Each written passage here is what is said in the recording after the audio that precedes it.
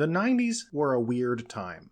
We spent our time eating Lunchables and playing with Pokemon cards, Pogs, Sock'em Boppers, and taking part in the renaissance of video gaming. With the video game industry recovered from the crash of 1983, CD-ROMs replacing the floppies, and better hardware becoming more available, some of the best games of all time came out in this era. It was also a time for experimentation, meaning some of the weirdest games to ever enter production hit the shelves too. Today, we're going to talk about one of the legends of the weird. My name is Harvey Bodega. We're going to talk about 1996's Bad Mojo. This game is known for two main things. First of all, being a classic example of the hammy, ridiculous full-motion video craze of the era, featuring a budget Lloyd Christmas Who is it? and a budget John Voight / Archie Bunker. Sweetheart. Second of all, Bad Mojo is the legendary Cockroach game of the 90s. I heard whispers of this game back then, but I didn't know that this game was real until much later. And it's a good one. Look, hear me out.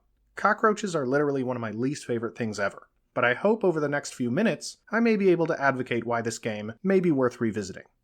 As with all video game videos, let's start with a classic literature reading. This one from Franz Kafka's The Metamorphosis. Quote, "As Gregor Samsa awoke one morning from uneasy dreams, he found himself transformed in his bed into a gigantic insect."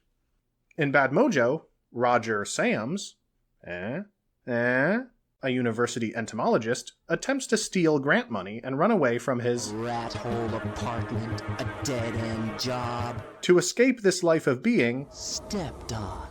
by flying to Mexico City. After a short confrontation with his landlord, Eddie, Where's my freaking rent, Sam's? Roger touches a necklace that once belonged to his mother, and found himself astrally projected on the floor into a normal-sized cockroach. Close enough. After the opening cutscene, you find yourself in the game. First of all, these idle and movement animations are incredibly realistic cockroach behaviors, which is equal parts impressive and revolting. You skitter through the world, attempting to find your own body and allow your soul, captured in this insect form, to re-enter your human form. You explore all over this dingy and run-down bar/apartment, experiencing its immersive, well-designed, and fucking disgusting setting. It also turns out that being 1 inch long makes the world an incredibly hostile place. You can get eaten by your own cat, Franz. You can get stuck in liquids, eaten by a spider, and so much more. Mechanically, to move around this world, you use the arrow keys, space to pause and bring up the menu, and, besides pushing or walking over objects to interact with them, these are all of the mechanics. So how you interact with this game is pretty simple, as the real appeal is the exploration and environmental storytelling. You may be asking, Harvey, why the hell would I want to explore and interact with this objectively repulsive environment? Totally fair. This game definitely made my stomach turn the first time I played. This is where we come to the fork in the road to whether or not I can recommend or not recommend this game to you. Just hear me out.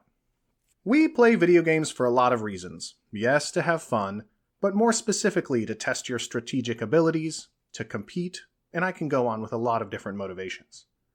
What I'd like to ask of you is to consider this game like you would a horror game. In scary games, being frightened is part of the appeal, despite most people finding fear to be an unpleasant emotion. In Bad Mojo, instead of fear, it's revulsion.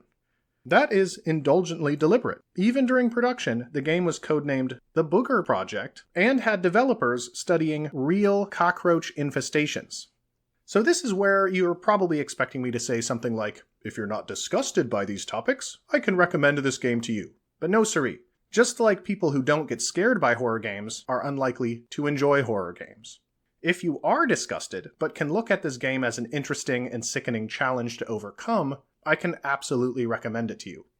The filthy world features excellent environmental storytelling and intelligent game design, which is impressive, especially for the time. Not only do you learn about the characters by the goofy FMV cutscenes, but by simply exploring, attempting to find where you're supposed to go next. Now, exploration is fun and intriguing, with you skittering up walls, on the underside of tables, inside of machinery, etc. But, as with every adventure game of that era, I was concerned that the adventure game purgatory may rear its ugly head. Yes, the environments are interesting and have a lot of detail, but I don't want to scurry around forever hoping to stumble upon what the game wants from me. Luckily, this doesn't happen. Mostly. To avoid this, there are also FMV cutscenes from other, well, vermin to guide you in the right direction. And, after a while, I realized that following other cockroaches running around the environment would typically lead to valuable information or something to help progress the story. Yes, sometimes it can require a fair share of aimless exploring, which likely actually has you stumbling across what the world has to tell you, or it'll have you finding occasionally pretty unfair deaths. Save often to address this. I highly encourage save scumming. Through this, you begin to learn more about the characters. This is where you learn that Roger is an entomologist, received this grant money, and Eddie is a decorated veteran who lost his wife in childbirth. Before I get any further into the story, there will be an upcoming spoiler warning and a time to jump forward to in order to avoid any of these spoilers. This is when I would usually say go play the game prior to watching these story spoilers, and I think that advice still stands here. However, I do have to admit that I found the actual storyline of the game to be not nearly as good as the exploration and micro-environmental storytelling, which is why I am almost exclusively showing footage from just the first portion of the game. I recommend you give it a try to experience interacting with this world, whether or not you skip forward to the time on screen to avoid these story spoilers. Alright, here's the story. It turns out that Roger's mother is Eddie's deceased wife, making Eddie Roger's papa. After Angelina, the mother-wife character, passes away in childbirth, Eddie didn't feel capable of handling single fatherhood and felt forced to give his new son up for adoption. Roger, his son, grew up in an abusive Catholic foster home, was bullied, and never academically respected in his eventual field of choice. The spirit of Angelina guides Roger throughout this treacherous environments of the game in order to discover this truth about Eddie, speaking through other rodents and insects to guide him with riddles and visions. As for the story, there are plenty of hints here and there to suggest Eddie and Roger's relationship for those paying close enough attention, or for a rewarding second playthrough. At the end of the story, there are actually 4 endings that are determined by a final time trial.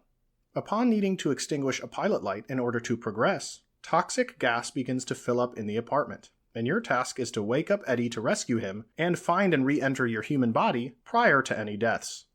There are actually 4 ending cutscenes depending on who survives, with a somber voiceover from Angelina's spirit if both die, Eddie ending up a homeless drunk if just Roger dies, Roger getting caught and convicted for Eddie's murder if Eddie dies, and the pair of them rekindling their relationship if they both live, escaping to Mexico together and allowing Roger to study cockroaches, and Eddie to open a new bar.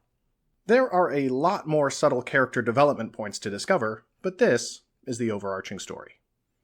Okay, so the spoiler avoiders are back. I hope you guys enjoyed the journey of sliding the video timer. We missed you.